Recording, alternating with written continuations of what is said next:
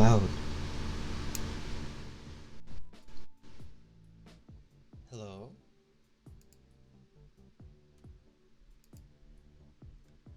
Alright, I think I can fix that issue. Before anyone says anything, how's everyone doing? How's everyone doing? I hope everyone's doing well.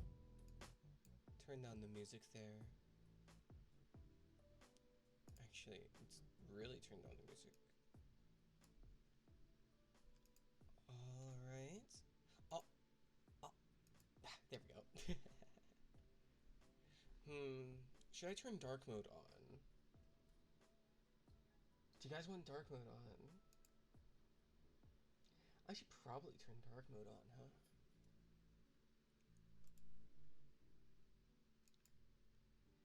I should have done this beforehand.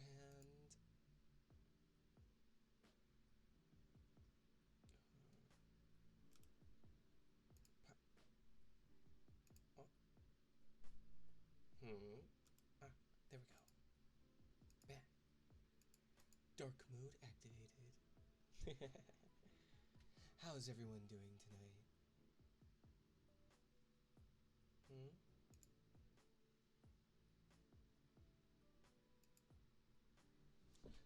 Volume boost by like 3 times? Like this? Is this what you want?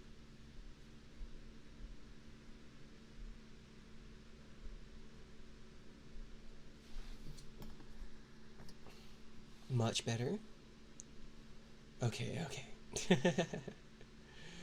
uh, I never know how low to turn this down by until I go live. It's a good thing I have chat here for me. You chads. You chads.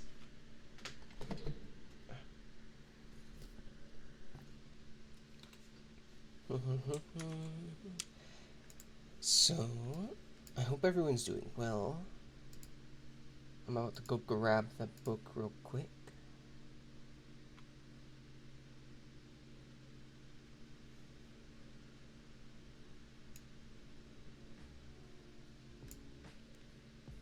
Can you hear the music?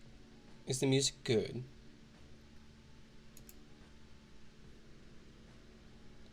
I think the music's about good. Maybe just a little bit too quiet.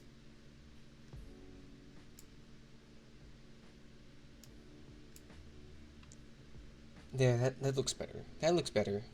Alright. Okay,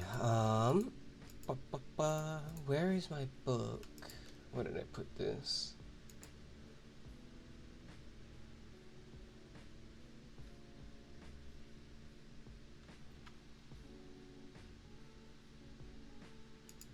History. It should be in my history.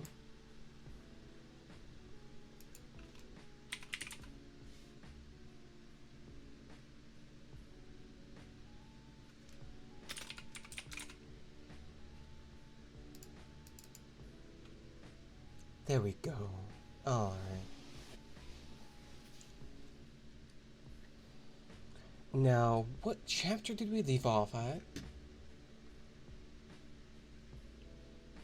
What do you mean you can't hear the music? It's showing on my audio right here.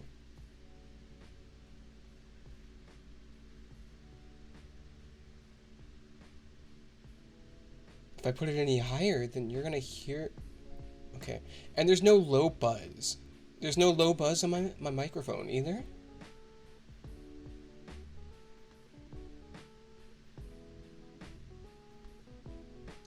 Yes, it is. It should be playing. It's in my desktop audio.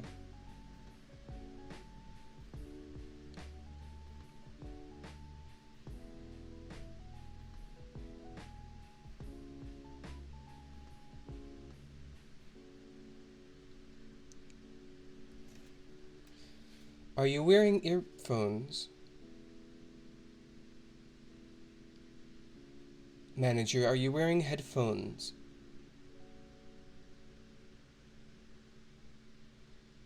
I want to make sure you're wearing headphones, just in case you're not.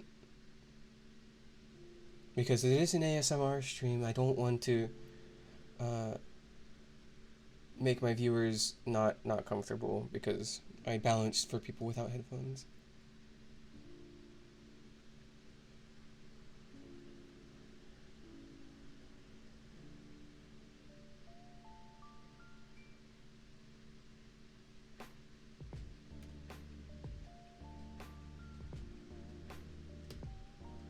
Okay. Also, check your volume on your monitor. On your computer, check your computer volume also. You usually want me much quieter than this.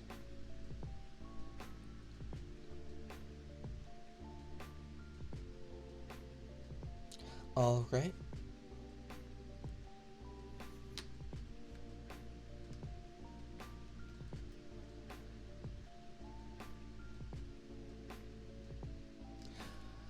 Alright, let me find my place in this book.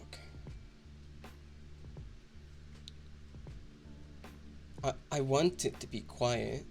I don't want it to be too loud.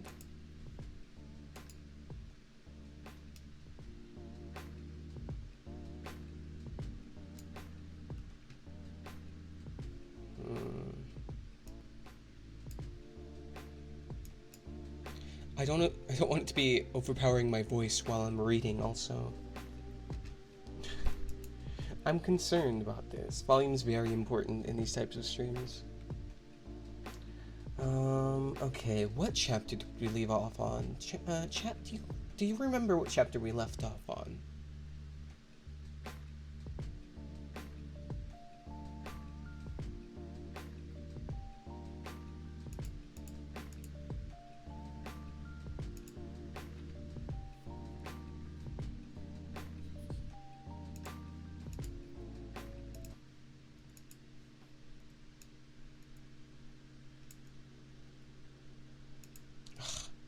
There's buzzing.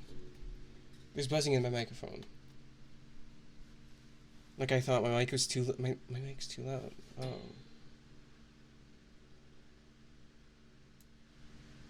How's this? Test, test. How's this? Test, test. How's this? Test, test. What is happening? What is this doing? What is this sound? Test, test, test. Test. Test.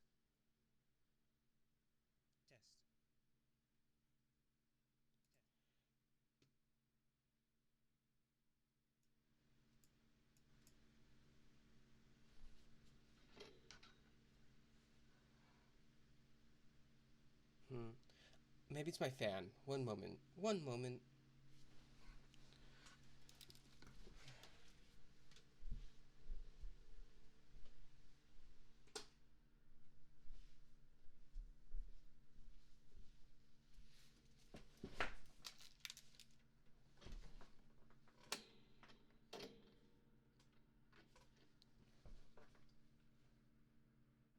Test.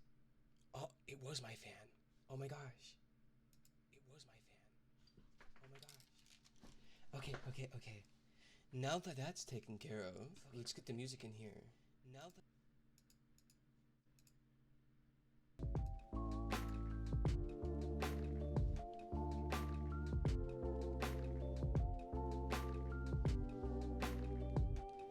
all right, okay. Turn myself up.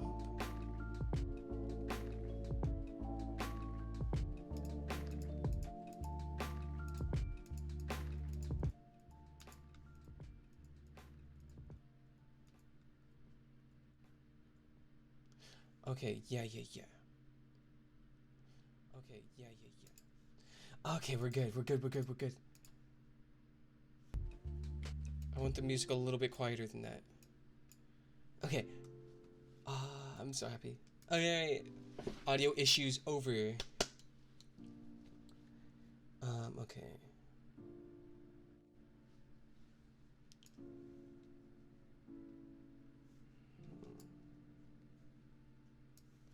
I do want it on this monitor, actually.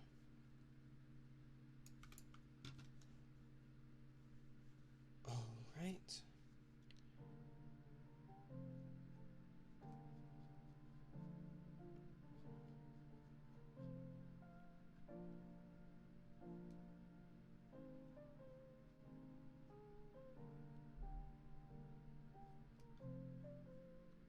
Okay, they were at the museum. I remember that.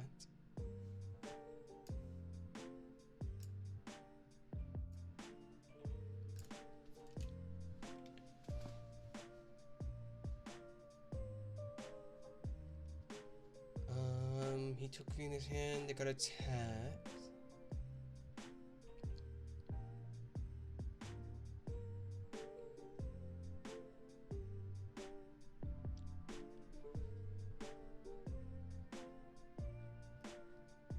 Alright, okay, I got this.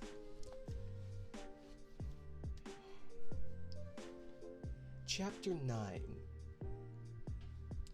We emerged from the palace while the sun was still in part above the horizon. I was determined to reach the White Sphinx early the next morning, and ere the dusk I proposed pushing through the woods that had stopped me on the previous journey.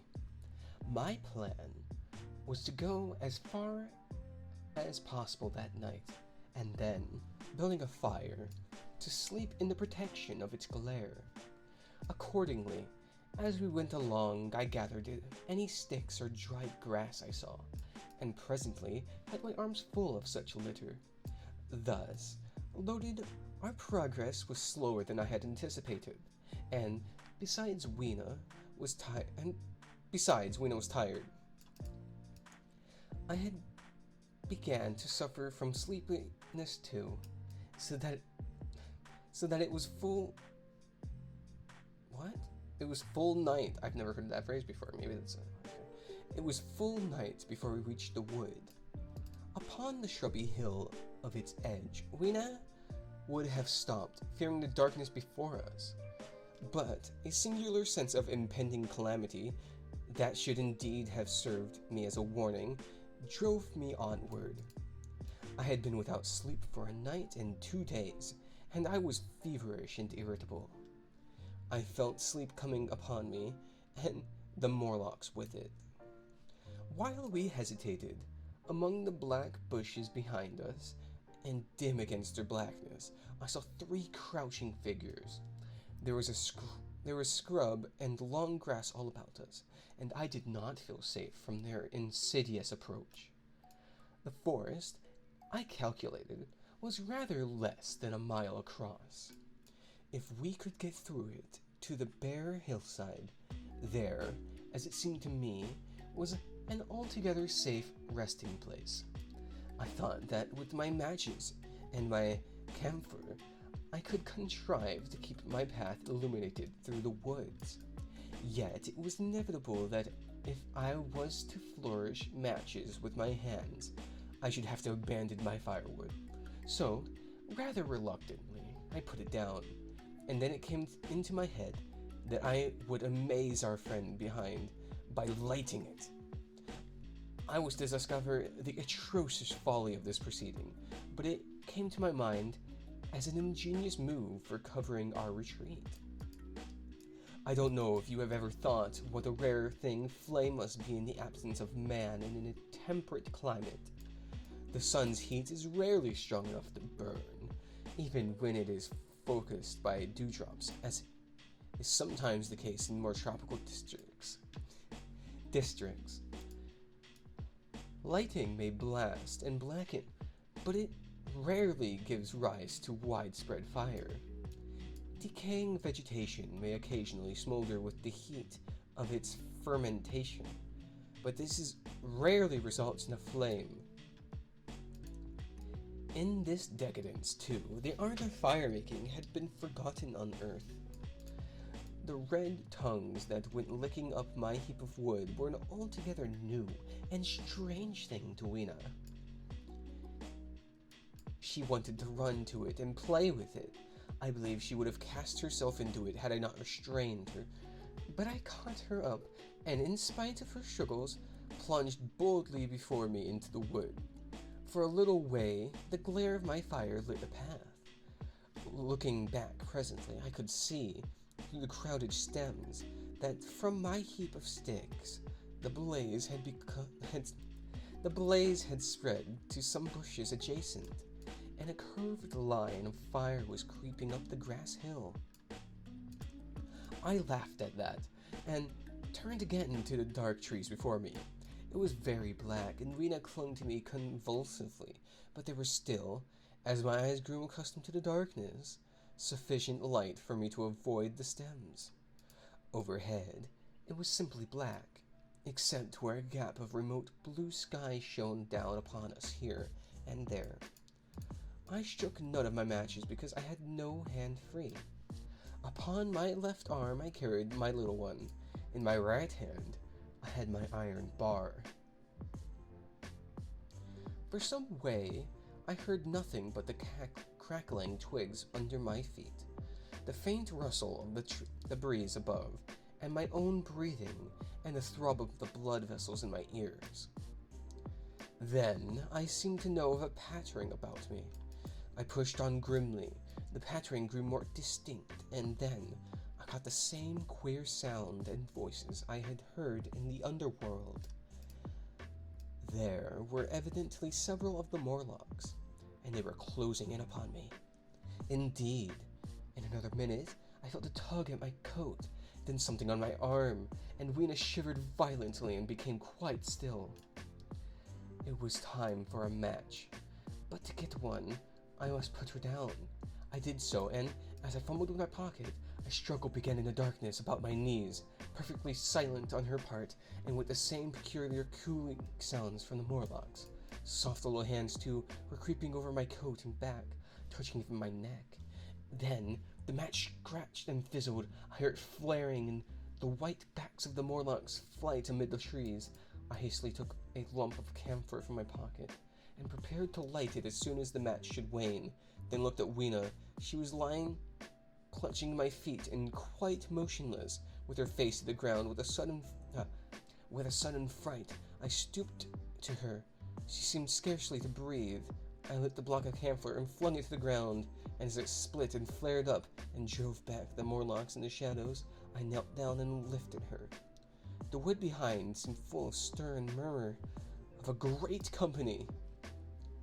She seemed to have fainted. I put her carefully upon my shoulder and rose to push on, and then there came a horrible realization. In maneuvering with my matches and Weena, I had turned myself about several times, and I had not the faintest idea in which direction lay my path. For all I knew, I might be facing back towards the Palace of the Green Porcelain. I found myself in a cold sweat. I had to think rapidly what to do. I determined to build a fire and encamp where we were. I put Weena, still motionless, down upon the turfy bowl, and very hastily, as my lump of camphor waned, I began collecting sticks and leaves. Here and there, out of the darkness round me, where the Morlock's eyes shone like carbuncles. The camphor flickered and went out. I lit a match, and as I did so, two white forms that had been approaching Weena dashed hastily away. One was so blinded by the light that he came straight for me, and I felt his bones grind under the ball of my fist. He gave a whoop of dismay, staggered a little way, and fell down. I lit another piece of camphor, and went on to gather my bonfire. Presently, I noticed how dry some of the foliage above me. For since my arrival on the time machine, a matter of a week, no rain had fallen. So, instead of casting about among the trees for falling twigs, I began leaping up and dragging down some branches. Very soon, I had a choking, smoky fire of green wood and dry sticks. I could economize my camphor. Then, I turned to where Weena lay beside my iron mace. I tried what I could to revive her, but she lay like one dead. I could not even satisfy myself whether or not she breathed. Now, the smoke of my fire beat over towards me, and it must have made me heavy all of a sudden. Moreover, the vapor of camphor was in the air. My fire would not need replenished for an hour or so. I felt very weary after my exertion, and sat down. The wood, too, was full of slumberous murmur that I did not understand. I seemed just to nod and open my eyes, But all was dark, and the Morlocks had their hands upon me. Flinging off their clinging fingers, I hastily felt my pocket for the matchbox, and it had gone. When they gripped and closed me with me once again, in a moment I knew what had happened. I had slept, and my fire had gone out, and the bitterness of death came over my soul. The forest seemed full of the smell of burning wood. I was caught by the neck, by the hair, by the arms, and pulled down. It was indescribably horrible in the darkness to feel all these soft creatures heaped upon me. I felt as if I was in a monstrous spider's web. It was overpowered and went down. I felt little teeth nipping at my neck. I rolled over, and as I did so, my hand came against my iron lever. It gave me strength. I struggled up, shaking the human rats from me, and holding the bar short, I thrust where I judged their faces might be. I could feel the succulent giving of flesh and bone under my blows, and for a moment I was free. The strange exultation that so often seems to accompany hard fighting came upon me. I knew that both I and Weena were lost, but I determined to make the Morlocks pay for their meat. I stood with my back to a tree, swinging the iron bar before me. The whole wood was full of stir and cries of them. A minute passed. The voices seemed to rise to a higher pitch of excitement, and their movements grew faster, yet none came within reach. I stood glaring at the darkness, then suddenly came hope. What if the Morlocks were afraid? And close on their heels of that came a strange thing. The darkness seemed to grow luminous. Very dimly I began to see the Morlocks about me. 3 battered at my feet, and then I recognized with incredulous surprise that the others were running in an incessant stream, as it seemed, from behind me and away through the wood in the front, and their backs seemed no longer white but reddish. As I stood agape, I saw a little red spark go drifting across a gap of starlight between the branches and vanish, and at that I understood.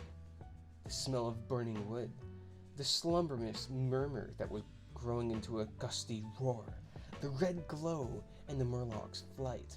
Stepping out from behind the trees and looking back, I saw, through the black pillars of the nearer trees, the flames of burning forest. It was my first fire coming after me. With that, I looked for Weena, but she was gone. The hissing and crackling behind me, the explosive thud of each fresh tree bursting into flame, left little time for reflection. My iron bar was still gripped. I followed the Morlock's path. It was a close race. Once the flames crept forward so swiftly on my right as I ran that I was outflanked and had to strike off to the left. But at last I emerged upon a small open space, and as I did so, a Morlock came blundering towards me and past me, and went on straight into the fire. And now I was to see the most weird and horrible thing, I think, of all that I beheld in the future age. This whole space was as bright as day with the reflection of the fire. In the center was a hillock or tumulus, surmounted by a scorched hawthorn. Beyond this was another arm of the burning forest, with yellow tongues already writhing from it, completely encircling the space with a fence of fire. Upon the hillside were some 30 or 40 Morlocks, dazzled by light and heat, and blundering hither and thither against each other in their bewilderment. At first I did not realize their blindness, and struck furiously at them with my bar in a frenzy of fear, as they approached me, killing one and crippling several more. But when I had watched the gestures of some of them groping under the hawthorn against the red sky, and heard their moans, I was assured of their absolute helplessness and misery in the glare, and I struck no more of them. Yet, every now and then, one would come straight towards me, sending loose a quivering horror that made me quick to elude them. At one time...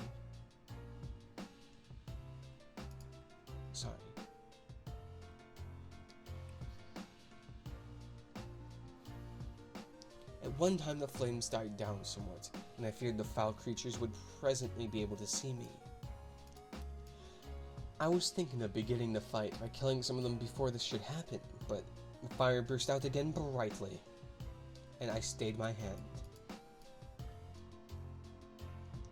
I walked about the hill among them and avoided them, looking for some trace of Weena, but Weena was gone.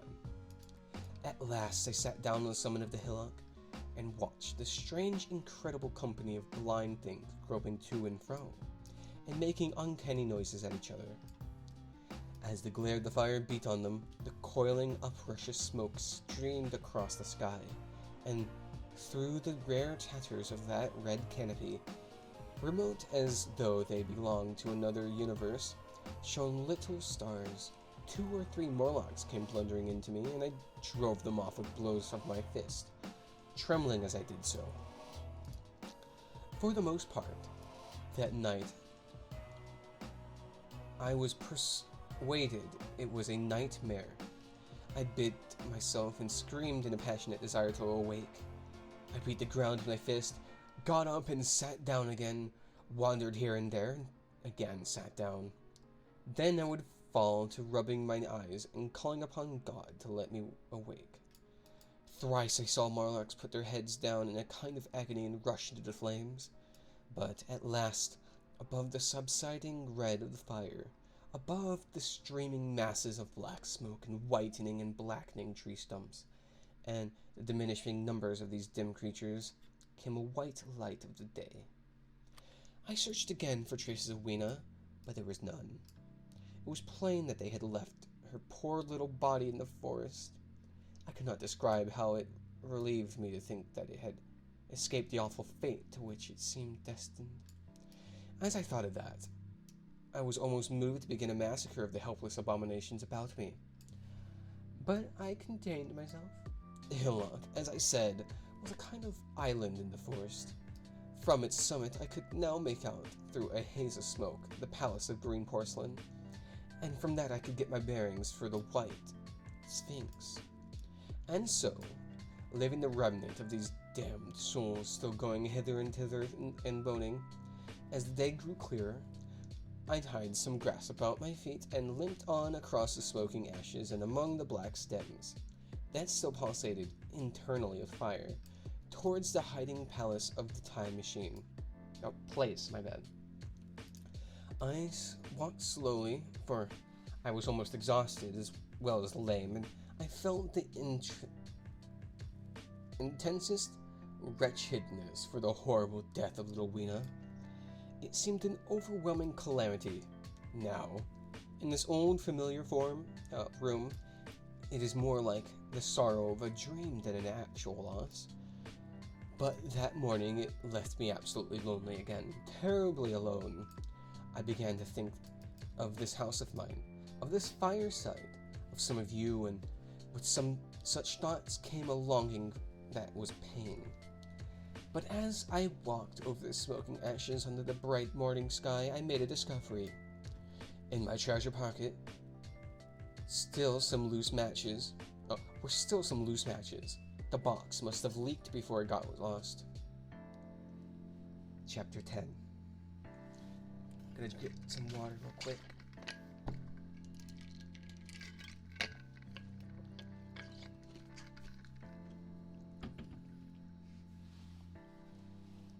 I hope you guys are enjoying the reading.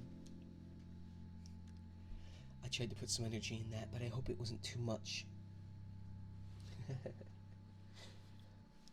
About 8 or 9 in the morning, I came to the same seat of yellow metal from which I had reviewed the world upon the evening of my arrival. Thank you.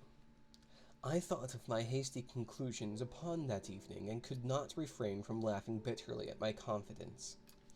Here was the same beautiful scene, the same abundant foliage, the same splendid palaces and magnificent ruins, the same silver river running between its fertile banks. The grey robes of the beautiful people moved hither and thither among the trees. Some were bathing in exactly the place where I had saved Weena, and that suddenly gave me a keen stab of pain. And like blots upon the landscape rose the cupolas above the ways to the underworld. I understood now what all the beauty of the overworld people covered. Very pleasant was their day, as pleasant as the day of the cattle in the field. Like the cattle, they knew of no enemies and provided against no needs, and their end was the same. I grieved to think how brief the dream of the human intellect had been. It had committed suicide. It had set itself steadfastly towards the comfort and ease, a balanced society with security and permanency as its watchword. It had attained its hopes, to come to this at last. One's life and property must have reached almost absolute safety. The rich had been assured of his wealth and comfort, the toiler assured of his life and work. No doubt, in that perfect world there had been no unemployed problem, no social question left unsolved, and a great quiet had followed. It is a law of nature we overlook, that intellect versatility is the compensation for change, danger, and trouble. An animal perfectly in harmony with its environment is a perfect mechanism. Nature never appeals to intelligence until habit and instinct are useless. There is no intelligence where there is no change, and no need of change. Only those animals partake of intelligence that have to meet a huge variety of needs and dangers. So, as I see it, the upper-world man had drifted towards this feeble prettiness, and the underworld to a mere mechanical industry. But that perfect state had lacked one thing even for mechanical perfection: absolute permanency. Thanks for the dab, Meowie. Apparently, as time went on, the feeding of the underworld, however it was affected, had become disjointed. Mother Necessity, who had been staved off for a few thousand years, came back again, and she began below. The underworld, being in contact with the machinery, which, however perfect, still needed some little thought outside habit, had probably retained performance rather more initiative, if less of every other human character than the upper. And when other meat failed them, they turned to what old habit had hitherto forbidden. For I say I saw it in my last view of the world of 800 and 2701. It may be as wrong as an explanation as mortal wit could invent. It is how the thing shaped itself to me, and that I give it to you. After the fatigues, excitements, and terrors of the past days, and in spite of my grief, this seat and the tranquil view and the warm sunlight were very pleasant. I was very tired and sleepy, and soon my theorizing passed into dozing. Catching myself at that, I took my own hint, and spreading myself out upon the turf, I had a long and refreshing sleep. I awoke a little before sunsetting. I now felt safe against being caught napping by the Morlocks, and stretching myself, I came on down the hill towards the White Sphinx. I had my crowbar in one hand, and hand played with the matches in my pocket. The other hand, sorry. And now came a most unexpected thing. As I approached the pedestal of the Sphinx, I found the bronze valves were open. They had slid down into grooves, and that I stopped short before them, hesitating to enter. Within was a small apartment, and on a raised place in the corner of this was the time machine. I had the small levers in my pocket, so here, after all my elaborate preparations for the siege of the White Sphinx, was a meek surrender. I threw my iron bar away, almost sorry not to use it. A sudden thought came into my head as I stepped towards the portal. For once, at least, I grasped the mental operations of the Morlocks. Suppressing a strong inclination to laugh, I stepped through the bronze frame and up to the time machine. I was surprised to find it had been carefully oiled and cleaned. I have suspected since that the Morlocks had even partially taken it to pieces while trying in their dim way to grasp its purpose.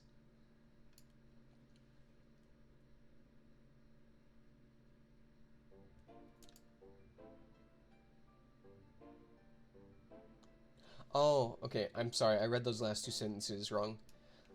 I was surprised to find it had been carefully oiled and cleaned.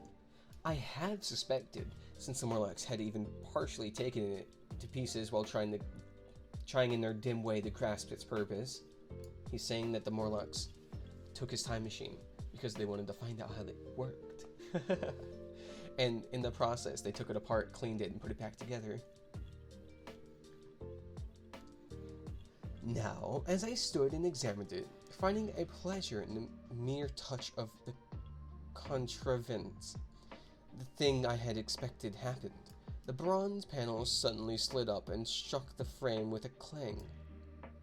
I was in the dark, trapped. So the Morlocks thought. At that, I chuckled gleefully.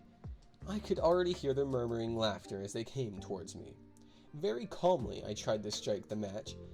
I had only to fix on the levers and depart then like a ghost, but I had overlooked one little thing. The matches were of that abominable kind that lit only on the box. You may imagine how all my calm vanished. The little brutes were close upon me. One touched me. I made a sweeping blow in the dark at them with the levers, and began to scramble into the saddle of the machine. Then came one hand upon me, and then another. Then I had simply to fight against their persistent fingers for my levers, and, at the same time, feel for the studs over which these fitted. One, indeed, they almost got away from me, as it slipped from my hand, and I had to butt in the dark with my head. I could hear the Morlock skull ring to recover it. It was a nearer thing than the fight in the forest, I think, this last scramble. But at last, the lever was fitted and pulled over. The clinging hand slipped from me. The darkness presently fell from my eyes. I found myself in the same gray light and tumult that I have already described. We're going through chapters fast this time.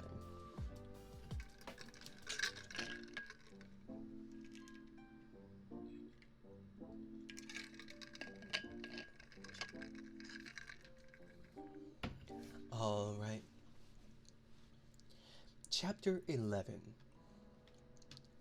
As I drove on, a peculiar change crept over the appearance of things.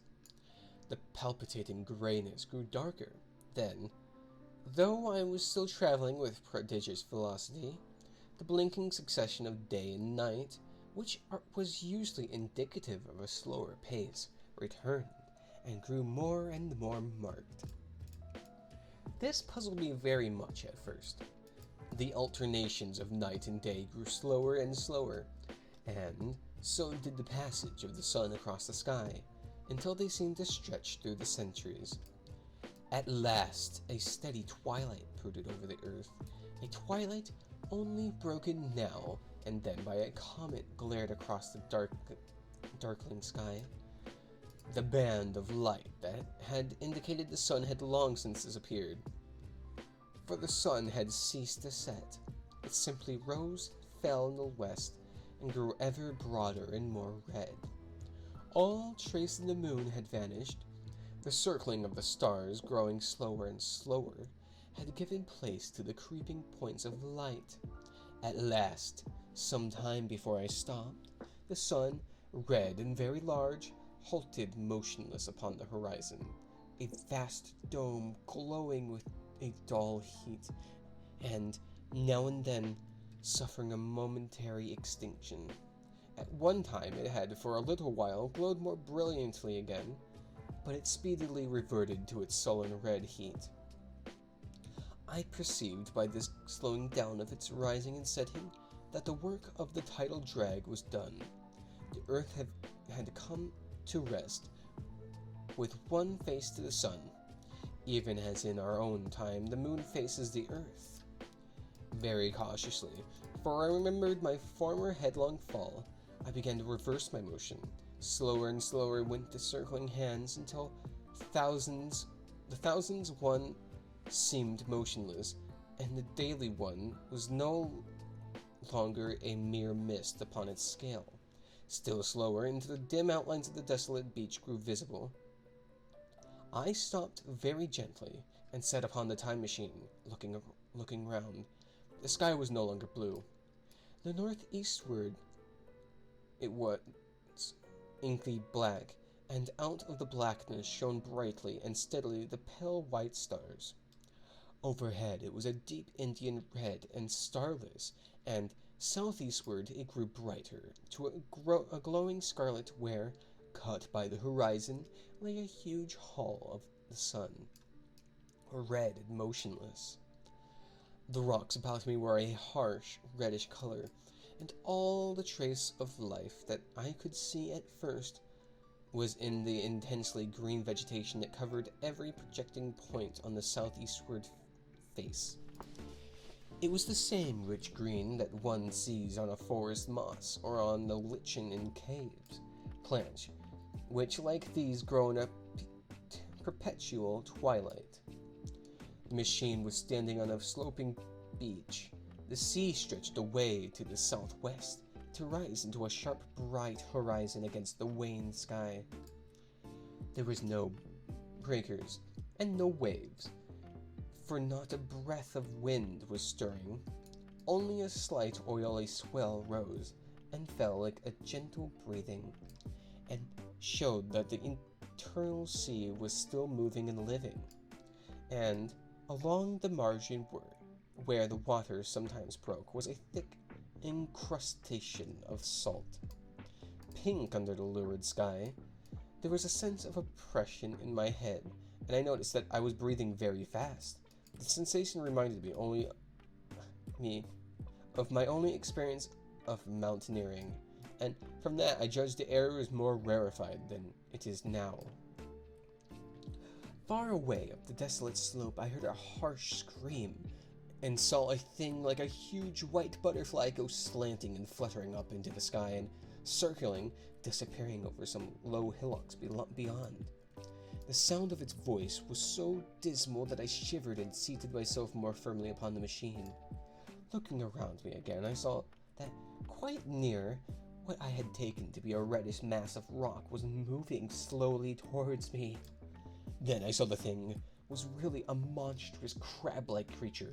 Can you imagine a crab as large as a yonder table, with its many legs moving slowly and uncertainly, its big claws swaying, its long antennae like carters' whips, waving and feeling, and its stalking eyes gleaming at you on either side of its metallic front? Its back was corrugated and ornamented with ungainly bosses, and a greenish incrustation blotched it here and there. I could see the many palps of its complicated mouth flickering and feeling as it moved. Cravolution. Everything will become crab in the future. It is true, I'm from there. I'm joking, it's not. No, we're not being crabbed. We're not going to become crabs, don't worry.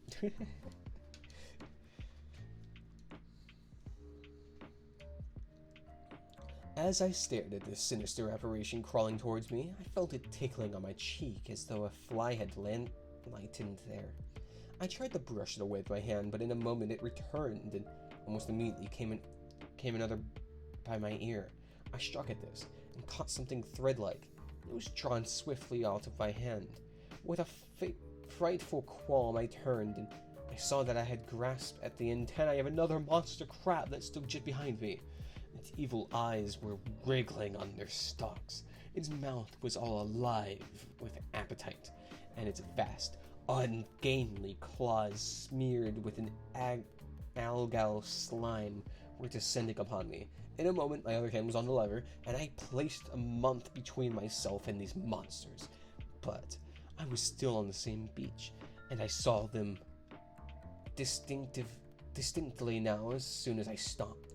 Dozens of them seemed to be crawling here and there, in the somber light, among the foliated sheets of intense green. I cannot convey the sense of abominable desolation that hung over the world. The red eastern sky, the northward blackness, the salt dead sea, the stony beach crawling with these fell, slow-stirring monsters, the uniform poisonous-looking green of the lichenous plants, the thin air that hurts one's lungs, all contributed to an appalling effect. I moved on 100 years and there was the same red sun, a little larger, a little duller, the same dying sea, the same chill air, and the same crowd of earthly crustacea creeping in and out among the green weed of the riot rocks. And in the westward sky I saw a curved pale line that was a vast new moon. So I traveled, stopping ever again, in great strides of 1,000 years or more, drawn on by the mystery of the earth's fate, watching with a strange fascination as the sun grew larger and duller in the westward sky, and the life of the old earth ebbed away. At last, no more than 30 million years hence, the huge red dome of the sun had come to obscure nearly a tenth part of the darkling heavens. Then I stopped once more, for the crawling multitude of crabs had disappeared, and the red beach, save for its livid green liverworts and lichens, seemed lifeless. And now it was flecked with white. A bitter cold assailed me. Rare white flakes ever and again came ebbing down. To the northeastward, the glare of snow lay under the starlight of the sable sky, and I could see an undulating crest of hillocks, pinkish white. There were fringes of ice among the sea margin, with drifting masses further out. But the main expanse of that salt ocean, all bloody under eternal sunset, was still unfrozen. I looked about me to see if traces of animal life remained. A certain identifiable apprehension still kept me in the saddle of the machine, but I saw nothing moving, in earth, or sky, or sea. The green slime on the rocks alone testified that life was not extinct. A shallow sandbank had appeared in the sea, and the water had receded from the beach. I fancy I saw some black object flopping about on this bank, but it became motionless as I looked at it, and I judged that my eye had been deceived, and that the black object was merely a rock. The stars in the sky were intensely bright and seemed to twinkle very little. Suddenly, I noticed that the circular westward outline of the sun had changed. That a concavity, a bay, had appeared in the curve. As I saw this grow larger, for a minute perhaps I stared aghast at this blackness that was creeping over the day, and then I realized that an eclipse had begun. Eclipse was beginning. Either the moon or the planet Mercury was passing across the sun's disk. Naturally, at first I took it to be the moon, but there's much to incline me to believe that what I really saw was the transit of an inner planet passing very near to the Earth. The darkness grew apace. A cold wind began to blow in refreshing gusts from the east, and the showering white flakes in the air increased in number. From the edge of the sea came a ripple and a whisper. Beyond these lifeless sounds, the world was silent. Silent? It would be hard to convey the stillness of it. All the sounds of man, the bleating of sheep, the cries of birds, the hum of insects, the stir that makes the background of our lives, all that was over. As the darkness thickened, the eddying flakes grew more abundant, dancing before my eyes, and the cold of the air was more intense. At last, one by one, swiftly, one after the other, the white peaks of distant hills vanished in the blackness. The breeze rose to a moaning wind. I saw the black central saddle of the eclipse sweeping towards me. In another moment, the pale stars alone were visible, all else was rayless obscurity, the sky absolutely black. A horror of the great darkness came on me. The cold that smote my marrow, the pain I felt in breathing, overcame me. I shivered, and a deadly nausea seized me. Then, like a red-hot bow in the sky, appeared the edge of the sun. I got off the machine to recover myself. I felt giddy and incapable of facing the return journey.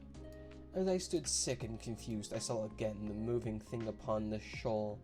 There was no mistake now. That was a moving thing.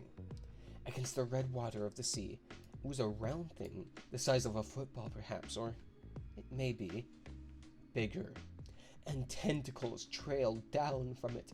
It seemed black against the weltering blood-red water, and it was hopping fitfully about.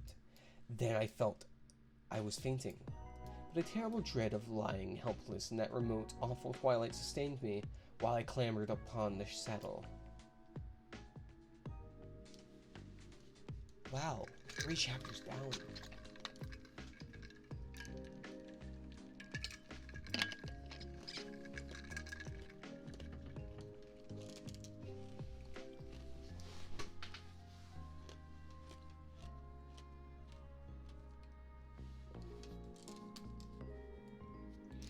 Ready for chapter 12?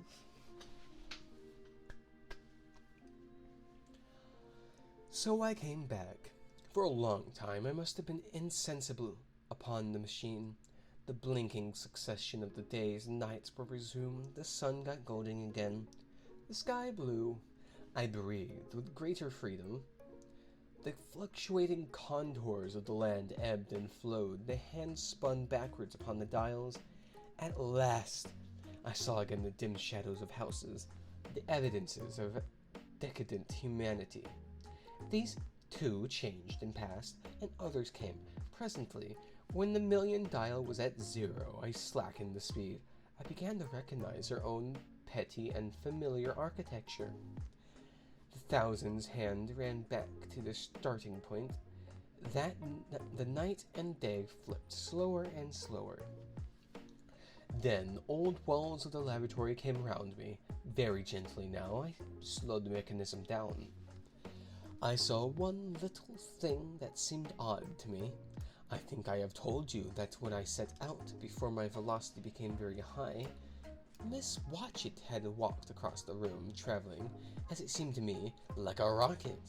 As I returned, I passed again across the minute when she traversed the laboratory, but now her every motion appeared to be the exact inversion of her previous ones.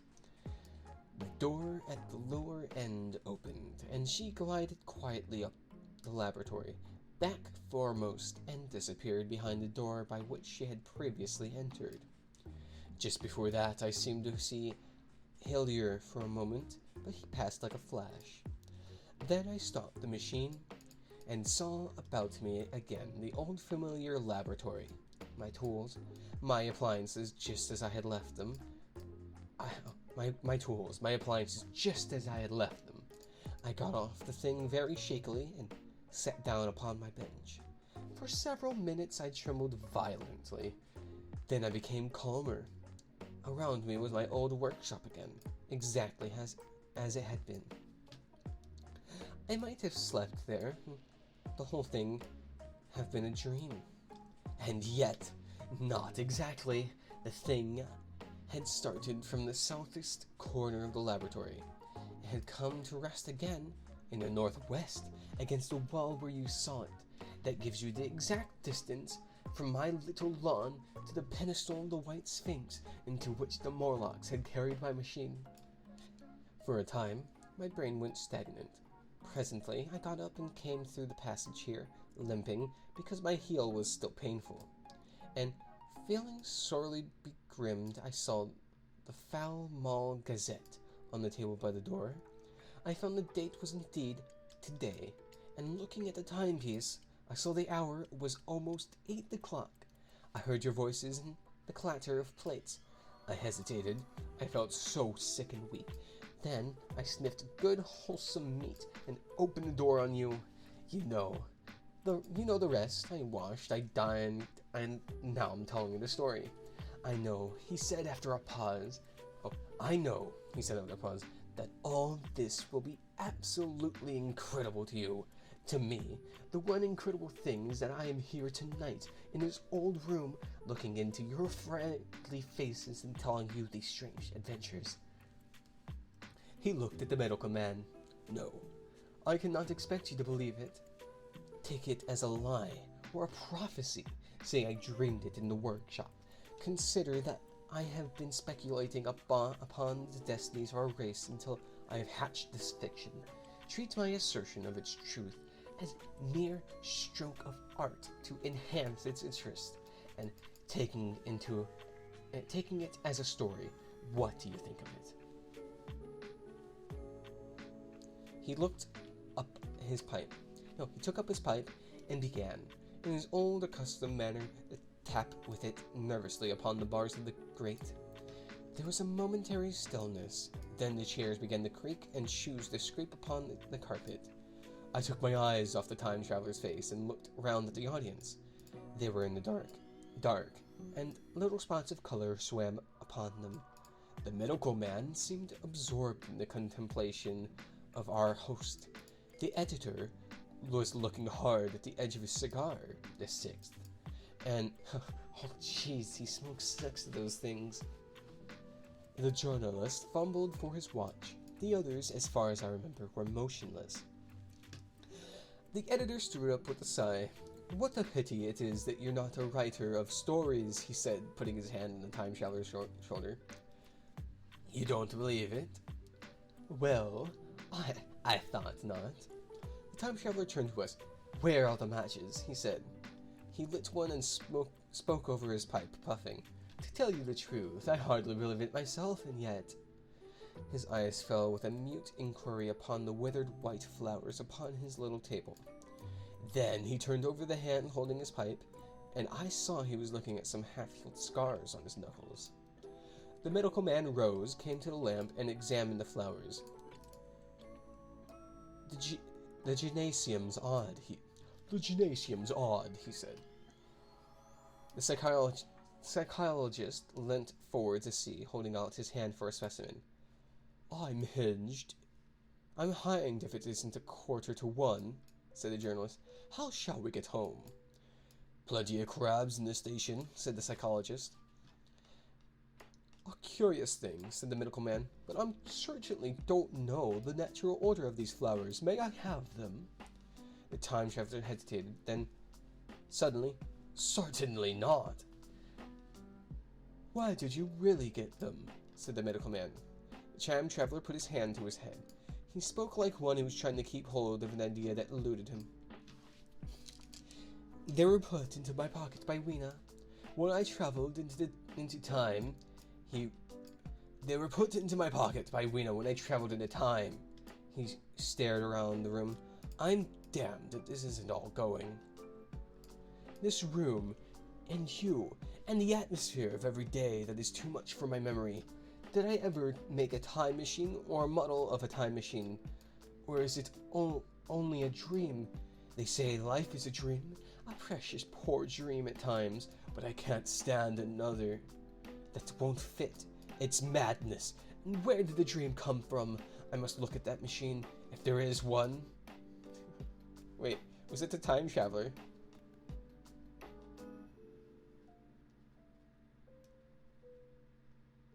Man, time traveler going crazy. He caught up the lamp swiftly and carried flaring red through the door into the corridor. We followed him. There, in the flickering light of the lamp, was the machine for sure enough. Squat, ugly, and askew. A thing of brass, ebony, ivory, and translucent glimmering quartz. Solid to the touch, for I put my hand out my hand and felt the rail of it, with brown spots and smears upon the ivory, and bits of grass and moss upon the lower parts, and one rail bent awry. The time traveler put the lamp down on the bench and ran his hand against along the damaged rail. It's all right now, he said. The story I told you was true. I'm sorry to have brought you out here in the cold. He took up the lamp and, in absolute silence, we returned to the smoking room. He came into the hall with us and helped the editor on with his coat. The medical man looked into his face and, with certain hesitation, told him he was suffering from overwork, at which he laughed hugely. I remember him standing in the open doorway, bawling a good night. I shared a cab with the editor. He thought to tell a gaudy lie. For my own part, I am unable to come to conclusion. The story was so fantastic and incredible, the telling so credible and sober. I lay awake most of the night thinking about it. I determined to go next day and see the time traveler again. I was told he was in the laboratory, and being on easy terms in the house, I went up to him. The laboratory, however, was empty. I stared for a minute at the time machine and put my hand on, touched the lever, and that the squat, substantial-looking mass swayed like a dough shaken by the wind. Its instability startled me extremely, and I had a queer reminiscence of the childish days when I used to be forbidden to meddle. I came back through the corridor. The time traveler met me in the smoking room. He was coming from the house. He had a small camera under one arm and a knapsack under the other. He laughed when he saw me and gave me an elbow to shake. "I'm frightfully busy," he said, "with that thing in there." "But is it not some hoax?" I said.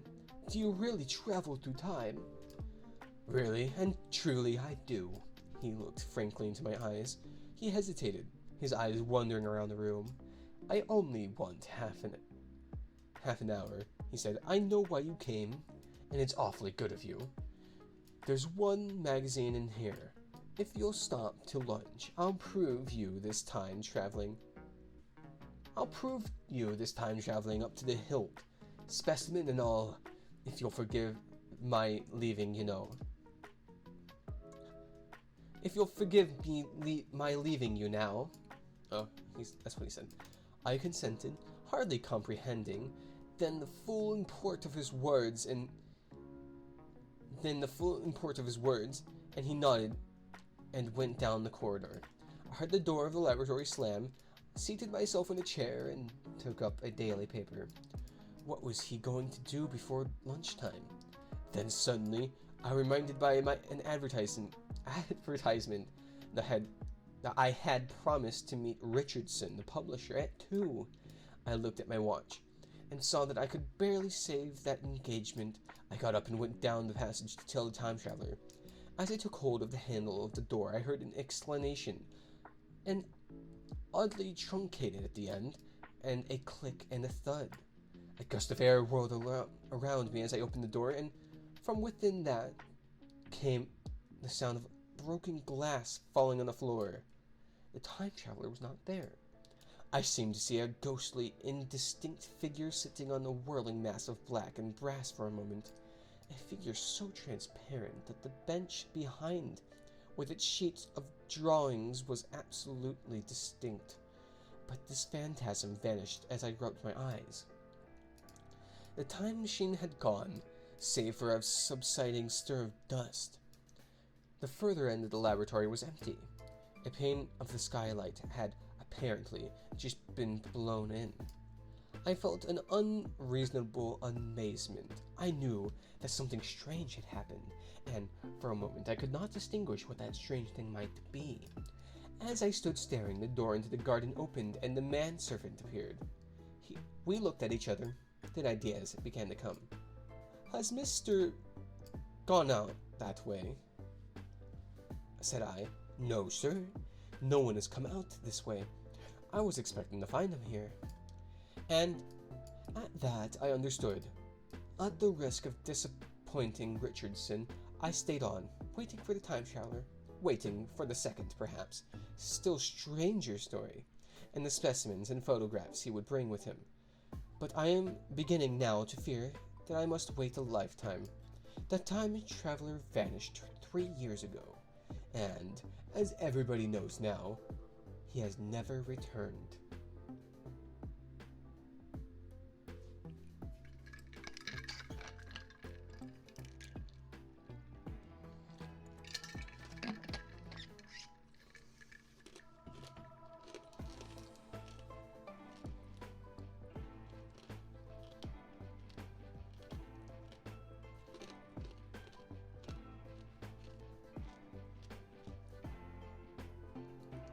Forgive me for chewing on some ice there. We're gonna go ahead and finish this off here. Epilogue. One cannot choose but wonder. Will he ever return?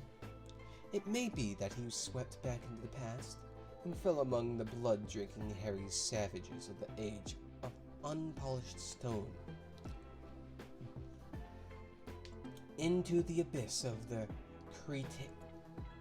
Cretaceous Sea, or among the grotesque saurians, the huge reptilian brutes of the Jurassic times. He may even now, if I may use the phrase, be wandering on some plesiosaurus-haunted Oolitic coral reef, or beside the lonely saline lakes of the Triassic Age. Or did he go forward into one of the newer ages, in which men are still men, but with the riddles of our own time answered, and its wearisome problems solved? Into the manhood of the race. For I, for my own part, cannot think that these latter days of weak experiment, fragmentary theory, and mutual discords are indeed man's accumulating time. I say, for my own part. He, I know, for the question had been discussed among us long before the time machine was made, thought but cheerlessly of the advancement of mankind, and saw in the growing pile of civilization only a foolish heaping that must inevitably fall back upon and destroy its makers in the end. If that is so, it remains for us to live as though it was not so. But to me, the future is still black and blank. It is a vast ignorance, lit at a few casual places by memory of his story, and I have by me, for my comfort, 2 strange white flowers shriveled now, and brown and flat and brittle, to witness that even when mind and strength had gone, gratitude and mutual tenderness still lived on in the heart of man. The end. And that it was The Time Traveler. That was a good book. It was nice to read that, really. I got to say, though, every time I finished reading this, my voice was rather hoarse for the rest of the night. But man, to think we'd finish off this book before 2 hours of having passed. Do you hear my voice? Jeez. I hope you guys had a good time there. Well, it's a shame to end the stream so early. But it was supposed to be a reading stream, and with nothing else to read, I think it's rather a good time to end off the stream, wouldn't you say? Yeah. I hope you guys enjoyed the book. Really. Perhaps I streamed this too often and I should have switched it up between just normal ASMR and reading ASMR, but I didn't want to leave you guys blank for a whole week, you know?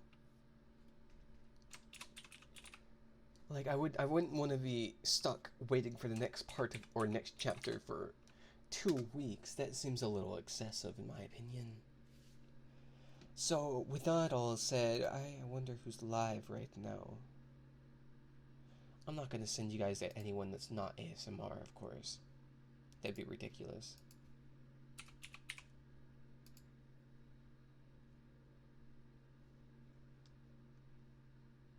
Wow, Nasu's streaming to 200 viewers? That's crazy. I'm so proud of her. She must have gotten raided by someone big. Good. I'm glad. That's really cool. Hmm. I don't feel safe rating anyone other than Nasu. So we're gonna go ahead and do that. We're gonna grade Nasu even though she already has 200 something viewers.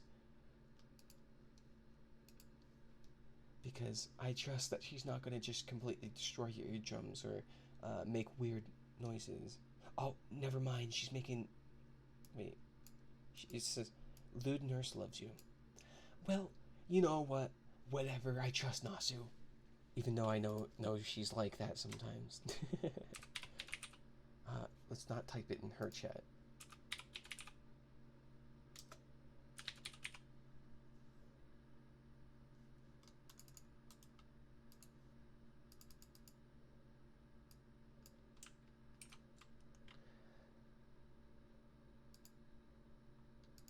Alright. Thank you guys for watching. And I'll see you guys tomorrow, right? Yeah. See you guys tomorrow for Power Wasm. Goodbye.